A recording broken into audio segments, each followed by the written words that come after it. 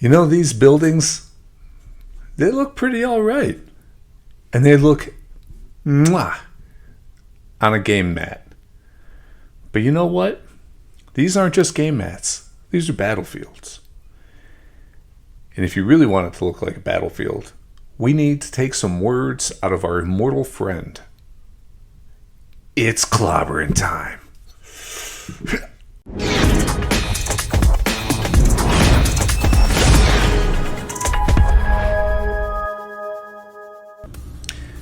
This type of a build I haven't done quite before, so I needed to go start at the drawing board. Lay out a sketch of a ruined building. I figure out that I wanted to have it be about 6x4, working out the dimensions that I want to do here. 2.5 seemed like a pretty good height. That's going to allow me to get plenty of room to make a door, some windows, and then I wanted to figure out how this was going to be laid out. So I didn't want to do a standard brick building the same way I did before. So I'm kind of lining up, do I do a brick base? And then how do I make a door? Kind of getting ideas for where the windows are going to be. This is a really important stage if you haven't done something pretty repetitively. Get a plan laid out, get an idea going. It doesn't have to be anything fancy, just get a rough idea. After laying out the plans, the next step is to relay that over to the foam itself. So I kind of laid this out section by section, one big line, and as the same as last build, slow, shallow, smooth cuts. That prevents you to have a lot of breaking and ripping on the foam. It makes it look nice and clean, so you have minimal cleanup at the end. When I was looking at this and I approached the bricks, I didn't want to just put the bottom section to be flat bricks. I wanted a 3D element that brought it out. Every time you walk by a building like this, the bricks do protrude out. They have a little bit of a lip that's just above waist height, at least most of them that I see. So that's why I tackle here. And after I get those kind of cut out, sized up, I take a bunch of the scrap pieces that I had left over from some of the other builds of this brick, and I just start laying it out. I use just standard PVA glue on this. I'll go over a little bit more detail on this later on, but this works absolute wonders for where I'm at. So I do take scraps here, as I mentioned, and it's really important when you're sizing them up and lining from the previous one to the next one to make sure you have a cohesive transition. It looks like it just goes naturally from brick to brick. You really don't want to have it jump around and have a whole new start. It's going to break that line of sight and it's just going to mess it all up. On these ones versus my other build, one really important thing that I did is I didn't put the bricks on first. For the last build, that was pretty important to get everything laid out accurately. On this one, the bricks are only on the bottom portion, so it didn't matter nearly as much. What that allowed me to do was A, glue some of the walls on upside down and then go back and fix them, and B, use these World War II era tetanus infused non-safety pins to hold it in place so I can just use regular old PVA glue. This has a really strong bond. It has almost no mess to it, unlike hot glue. Even though I do use hot glue to quickly reinforce the corners and get that slow, smooth money shot here. And this just helps keep it have a firm base while it's taking its time drying up. Speaking of firm bases, this building definitely did need to be on a base. I have one here cut to size, and it's working out really nice. When I really started thinking about the paint job, the initial vibe and idea that I had was just going to be a solid color. Brick on the bottom, solid color on top. And I just had this off idea as I was driving home. That's not really what I want to do. That's a little bit too boring. What is this building? Is this just a corner store? Is it a diner? Is it a newsstand? And I thought, well, golly, I do really think it looks cool and pops out to have these 50s diners with this checkerboard feel. So I threw out a couple quick measurements on this, kind of saw how the sizing of it worked. Started with 1/4 inches, moved my way up to 1/2 inches. And this would have been so nice to have been done prior. I just didn't have the idea prior. There's nothing wrong with that. Would it have worked out better to do it beforehand? Oh, 100% without a doubt. This would have been smoother, would have been quicker, it would have probably looked a little bit better. But, as you can see here, it's really not that cumbersome. And it's still moving along pretty quick, and it's looking pretty sharp. I'm using just the standard old, these are very similar to Micron pens. Used a little bit on the last build. This is a Prismacolor, and now I'm just marking out the horizontal lines. Just like that, nice, clean grid pattern. In the same pack that I got these Prismacolor pens, it came with a couple sets of markers. Really nice, flexible tips. They just work super smooth. Really enjoy how these ones laid out. You could definitely use paint on this, but you definitely don't need to. Couple thin coats of this and it works out really well. I also use these markers to clean up a lot of the edges. Some of them I go in and do 2 layers, and it turned out crisp and clean. Now, quick wardrobe change. Put on a little bit of music and just relax. Pretty repetitive part, but this is just where your mind zens out, and it's actually pretty enjoyable. All the other parts you gotta focus a little bit more, be a little bit more intense, but this, just get in the zone, spend a little bit of time on it, knock it out, and really enjoy this final product that's coming out of this. Quick progress, really nice to see visually. There we go. One of the steps I do on this one that I haven't done on the buildings yet is painting the inside, because you haven't been able to see the inside before. This building is going to be rubbled and destroyed, so I'm just going to take this like slate gray. It's very similar to the one that I used on some of the game mats, and I'm just going to paint a concrete floor on the inside. Now I'm going to take all those brick sections that we had glued up before, and I'm going to glue them all down on the rim. Do the windows exactly the same as the last build. There'll be a link at the end. And just make the plastic or the cardstock that I used to be full size instead of only covering the windows. That way I didn't have to paint the walls on the inside black as well. This was a scary part. I've never cut apart a build that I've done really like this before. I was really liking the way this was looking, very proud of it, really happy with the direction everything was going, but I already decided this was going to be a destroyed building. I did have a couple moments thought saying, well, I'll just finish it, make it a whole building, still look great on the table, but defeated the purpose of this entire project, this entire build. So I bit the bullet and I went for it. And oh, that was so nerve-wracking, but it is so worth it. Save those parts, don't throw them directly in the trash. In just a little bit, we're gonna reuse them. They're definitely gonna come in handy. This is a pretty important note though.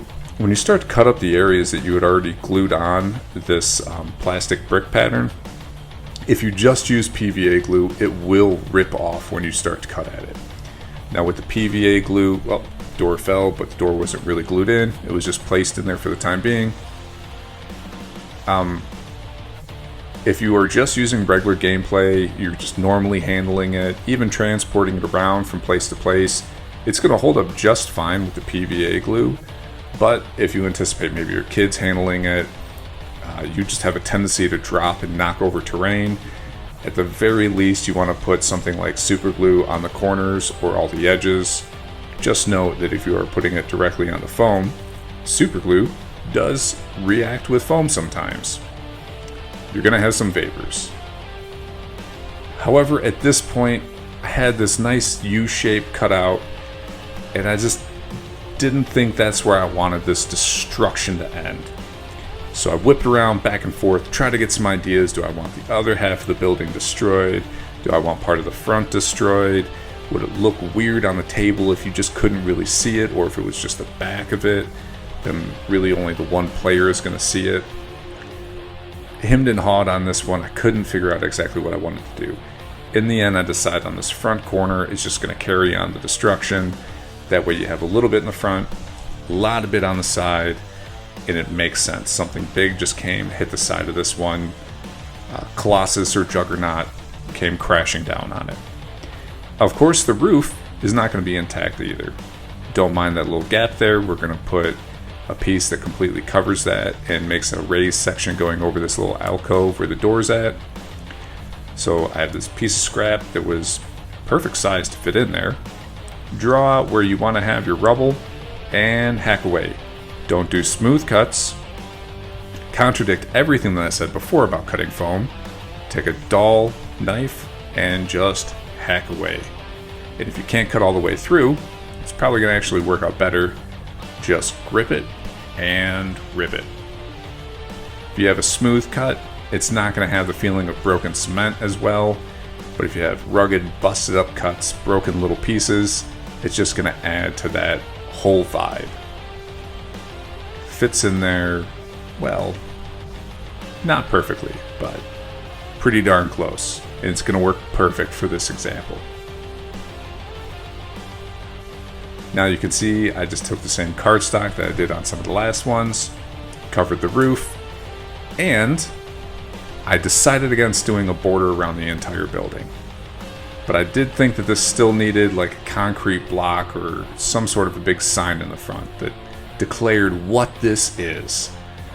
I took another scrap piece of foam, threw some of that same cement paint onto it, dark gray, light gray, glued it up front, made it match the whole destruction of the rest of the building. Now I'm going to take these tetanus pins again, and I'm going to start working some holes into the side of the foam where it was all busted up. And why is that? Is rebar.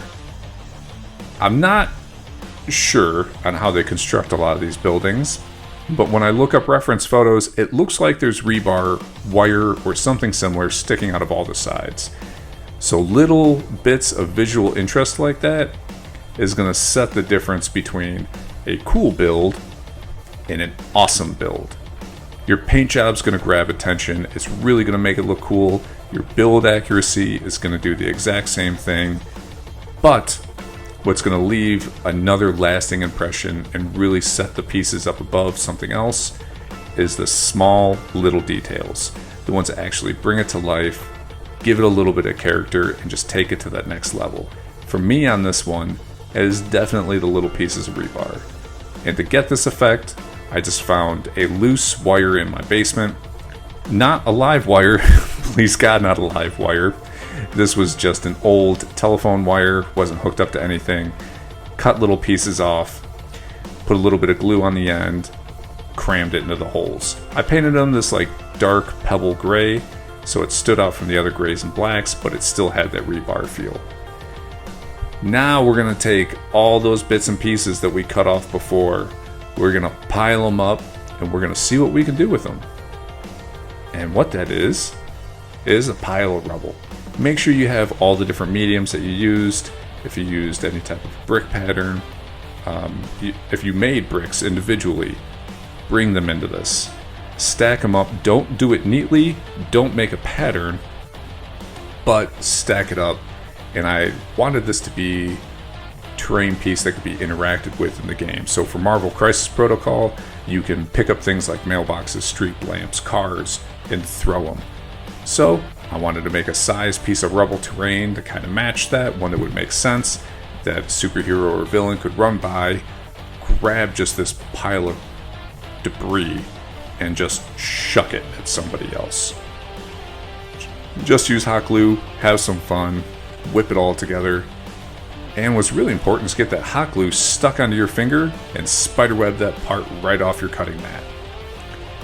Now that I have that done, size it up on the side of the building, take a second one that I made, and that is going to get slapped into the inside of the building. Because if that big of a chunk is taken out, there's definitely going to be something messed up on the inside. For all these pieces, hot glue works absolutely fantastic. You can super glue them together if you want. You can use PVA glue.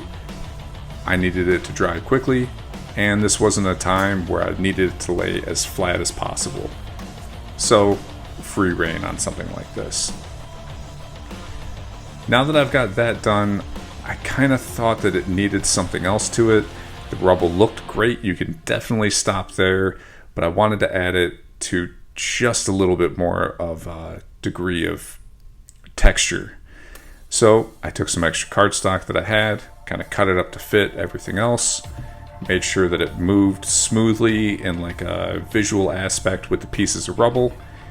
Simply just PVA glue this thing down. And if you've seen any of my basing or texture paste videos, one of my favorite mediums to use for anything like this is just general purpose construction sand.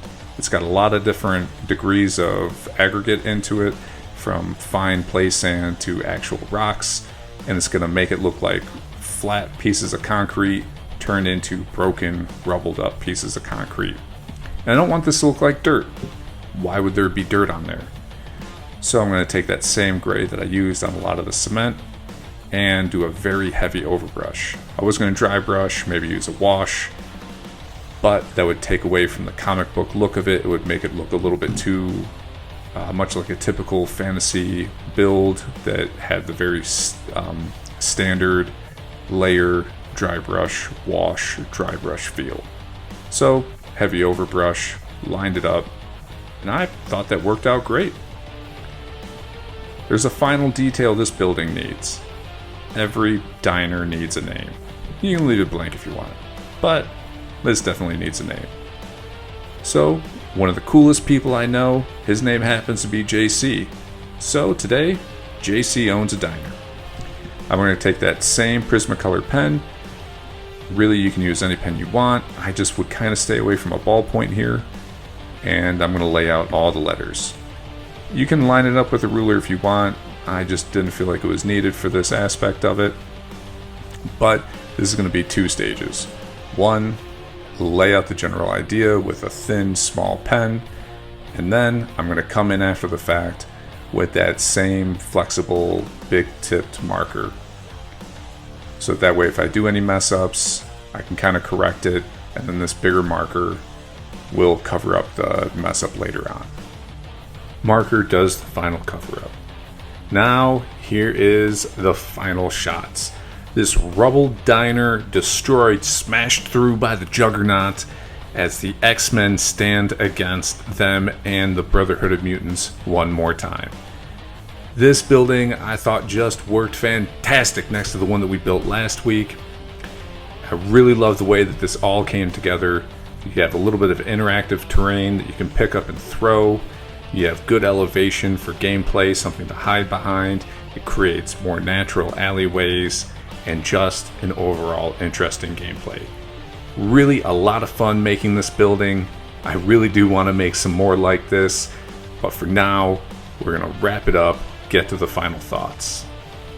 Everybody who's made it to the end of the video, as always, I really appreciate it. If you like what you saw, please like, subscribe, and check out some of the other videos that I have. Coming up here in just a moment, I'm going to have a link to the entire playlist of all my Marvel Crisis Protocol and Urban Terrain. This is going to be continually building. I've got a couple more of these episodes lined up before we take a break and revisit again later on down the road. So if there's anything that you would like to see specific, anything that you want more explanation of, throw it in the comments below. Any suggestions, ideas, something that you've done that maybe you struggled with, and maybe we can try to build it here on the channel, build it together, figure out how to overcome any obstacles that you had, throw in the comments below. You have any great suggestions, things that you're just stoked and proud about, throw it in the comments below. And until next time, Abuchinanas. Oh, I almost forgot to mention, check us out, all those social medias. Instagram, TikTok. It's all in the description. If you'd like any more details, it's all in the description. Stay classy.